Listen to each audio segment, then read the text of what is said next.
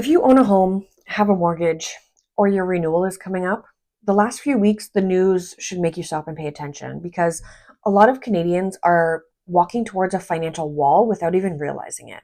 And today, I'm going to talk about the renewal wave, why so many households are under pressure, and what you need to do before that renewal letter shows up. If you are new here, my name is Alex. I work with clients all across Ontario on the mortgage side of things, and on the real estate side of things, I focus on Oakville and the GTA, and I help people invest and sell multiplexes. So if you find this helpful, click the like and the subscribe button. And if you want to have a chat with me, just click the link below and book a call directly in my calendar, and we can have a chat about whatever you need to talk about. So why this feels different right now? I've been following the updates closely. The economic reports, the lender policy changes, government signals, and there's a clear pattern forming here. Headlines keep saying things like this: mortgage stress rising, renewals coming in higher than expected, or homeowners asking the banks for relief.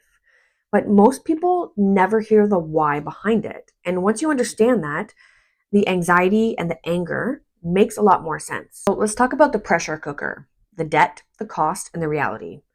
Canada now sits at the top of G7 for household debt. Not second, not close, number one. And at the same time, living costs have climbed fast. We all know the wages haven't kept up, and borrowing capacity has shrank. And also, to add on top of that, bankruptcy just hit the highest levels since the last major financial crisis. And this didn't happen overnight. It's pressure that's been building for years now, and renewals are literally exposing it. A big portion of Canadians need rates to fall just to stay afloat, and cuts may continue to happen, but they won't undo what's already baked into the upcoming renewals. So a lot of people have unrealistic expectations after this whole cheap money fiasco. So from 2020 to 2021, money felt easy. Payments felt light, as they should. A lot of people were stretched on homes and upgrades and refinances because the numbers looked manageable. But that period wasn't normal. It was an outlier. And realistically, we're not going to get back to that 1.9% interest rate. Now we're on the other side of that decision, and the rates didn't creep up fast, they snapped back faster. And now the result? A massive block of ultra low rate mortgages rolling into renewals between now and 2027. And that's the renewal wave everyone keeps hinting about or talking about. So what homeowners are actually facing in 2026? Here's what I'm seeing on real files. Variable mortgages with static payments, many hit their trigger rate. Payments didn't rise, but amortizations quietly stretched to 30 or 35 years. And a lot of people don't realize what that actually means long term. Low rate refinances. Equity was pulled out when the values were rising fast. Now prices have flattened, or they're lower, and the refinancing rules are tighter. There's also the qualification shock. The deal you easily qualified for 5 years ago may be much harder to qualify for now, even with the same income. Because let's face it, income hasn't gotten higher. Everything is connected. Rates, values, rules, and timing all matters now. Now, the biggest mistake is waiting for the renewal letter. Most lenders send a renewal notice about 90 days or so before maturity.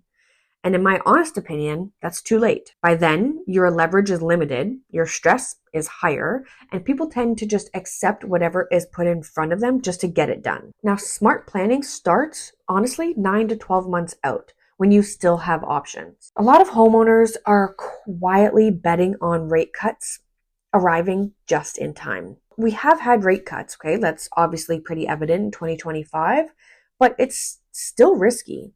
Even economists are clear on this. Cuts may still come, but they're expected to be gradual. They're not likely to fully offset the jump many borrowers are going to face at renewal, especially in the next 12 months. So hope is not a strategy. Preparation is. I really want to talk about that renewal letters are not final offers. And here's something critical. Your renewal notice is not your only option. You may be able to do some of the following: negotiate the rate or structure, switch lenders, extend your amortization strategically if it makes sense, consolidate the debt, and refinance if the equity allows.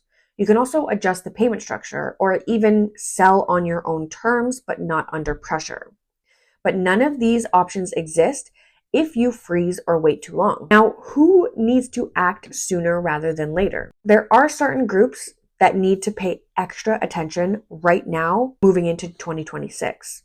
So buyers who purchased near the peak prices with the minimal down payment, variable rate borrowers who extended their amortization, homeowners who refinanced heavily during the low rate era, and honestly, anyone renewing in the next 6 to 18 months. Ignoring any of this doesn't make it go away. It just removes the choices later. The part people need to hear is you didn't do anything wrong. You made decisions based on the environment at that time. It was cheap money, cheap borrowing, supportive policy, and every different economic backdrop as well. So what matters now isn't blame, it's readiness. If you're renewing within the next year, I'm sure you have a really low rate. I've talked to a few people that are in the low twos right now, and honestly, they just want to keep it. But what you need to do is run the numbers honestly. Don't just assume, don't avoid, don't navigate alone if you're overwhelmed. Prepare for when that 2.2% goes to maybe 3.75 or 4%. And what you need to pay attention to going forward is stay aware of the Bank of Canada signals, stay aware of the bond yields if you are leaning towards a fixed payment or a fixed interest rate. Keep an eye on inflation trends, lender policy changes, and the fine print in your mortgage. What you don't track quietly compounds against you. So for all of you people out there that are coming up for renewal, just educate yourself. Understand what is happening. And if your renewal is next June, be aware what the rates are now and maybe start budgeting for that payment in June so you're getting prepared for it. And if you're in the GTA or anywhere across Ontario approaching your renewal and you're trying to figure out your next move, you can book a call with the link below in the description and we'll map out some of your options early before decisions get forced. So thank you for watching. I'll see you on the next one. Just prepare yourself. Don't wait until the last minute. Educate yourself and get prepared for what's coming.